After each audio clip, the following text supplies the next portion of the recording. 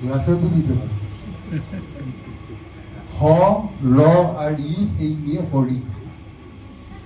হ মানে একটু আগে যেটা বলছিলাম যে মন্ত্র 10টা মন্ত্রকে তুমি যদি পারায়ণ করো, পারায়ণ করাটাকে নিয়ে প্র্যাকটিস করে, চর্চা করা, ওটাকে নাড়া ঘাটা, শিল নোড়াতে পেশা যাকে বলে সেটাকে পারায়ণ করে, তাহলে মন্ত্রের নির্যাসটা কি সেটা দেখা যায় চোখে। সুরের আলো ভুবন ফেলেছে, সুর তো ভাইব্রেশন, তার আবার আলো হয় কি করে? রবীন্দ্রনাথ লিখছেন সুরের আলো ভুবন ফেলেছে। অর্থাৎ সুরকে যদি সেভাবে গাওয়া যায়, সুরের মধ্যে থাকা স্বর র, স মানে আত্মা, র মানে হচ্ছে শক্তি, সেটাকে দেখা যায়। তাহলে হ মানে হচ্ছে হকারও পিঙ্গল বর্ণ, সর্ববর্ণ সর্বোত্তম। যতগুলো লেটার সিলেবল আছে তার মধ্যে হ হচ্ছে সর্বশ্রেষ্ঠ, কারণ এটা পিঙ্গল বর্ণ। পিঙ্গল মানে সোনার রং, সোনার রং মানে গোল্ডেন থ্রেড, গোল্ডেন থ্রেড মানে হিরণ্যগর্ভ, হিরণ্যগর্ভ মানে যেখান থেকে সবকিছু উদ্গম হয়, পার্চুরেট করে, যেখান থেকে সবকিছু জন্ম নেয়। সমস্ত পৃথিবীর হিরণ্য গর্ভ থেকে বেরিয়েছে, যেটা কিনা আমাদের কুটস্থের মধ্যে রাখা আছে। সেই হিরণ্য গর্ভের দর্শন হয়, সেটা হকার পিঙ্গল বর্ণ, সর্ববর্ণ সর্বোত্তম। রকার তেজ বর্ধক, র মানে হচ্ছে অগ্নি তেজ, লং বং লং বৈষাণর অগ্নি, তেজ বর্ধক। কি বলছো? রকার তেজ বর্ণ, ওখান থেকে তেজ তৈরি, অর্থাৎ energy, energy for doing any work, that is তেজ, এনার্জি। আর ইকার শক্তিদায়ক, অর্থাৎ মাদার নেচার, যার সঙ্গে মাদার নেচার এসে শক্তি এসে যুক্ত হলো, মাদার নেচার এসে যুক্ত হলো।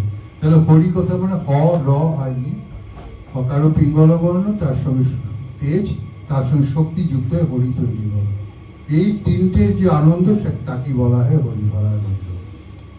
এই হরিহরানন্দ এবার সাধনা করতে করতে মা কালীর সাধনা করে মা কালীকেও হজম করে ফেললেন। তারপরে উনি এগোচ্ছেন যে তার বাবাজি মহারাজের দর্শন চাই।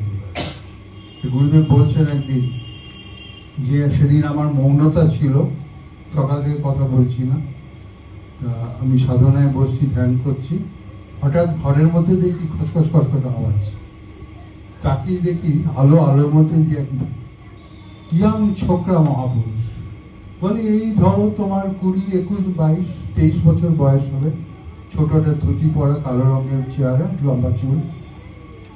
আমি তাকে বুঝে তার দিকে এগিয়ে তার সঙ্গে কথা বলতে এতই হতভম্ব হয়ে গেলাম, কিংকর্তব্য বিমূঢ় হয়ে গেলাম। উনি চলে গেলেন, আমি তাকে বুঝলাম উনি বাবাজি মহারাজ, কিন্তু আমি তাকে একবার প্রণাম করতে পারলাম না, সেই দুঃখে আমি কান্নাকাটি করে আসনে করলাম।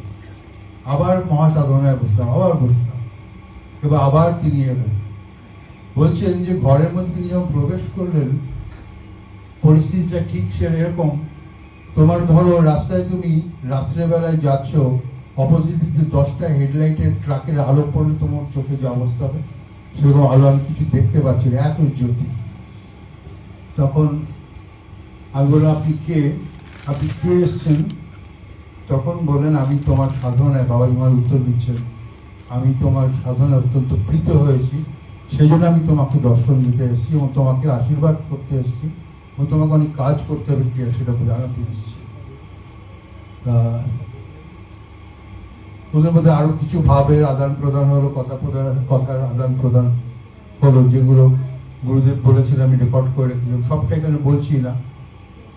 স্পিরিচুয়াল এক্সচেঞ্জ হলো। তারপরে উনি বললেন যে আমি এসেছি, আমাকে কিছু খেতে দেবে না?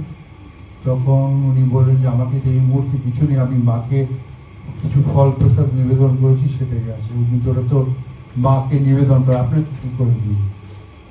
তখন দেখছেন যে বাবাজি মহারাজের কুটস্থ থেকে একটা জ্যোতি গিয়ে মায়ের কুটস্থে পৌঁছে, মায়ের কুটস্থের জ্যোতিটা গিয়ে ওই ফলের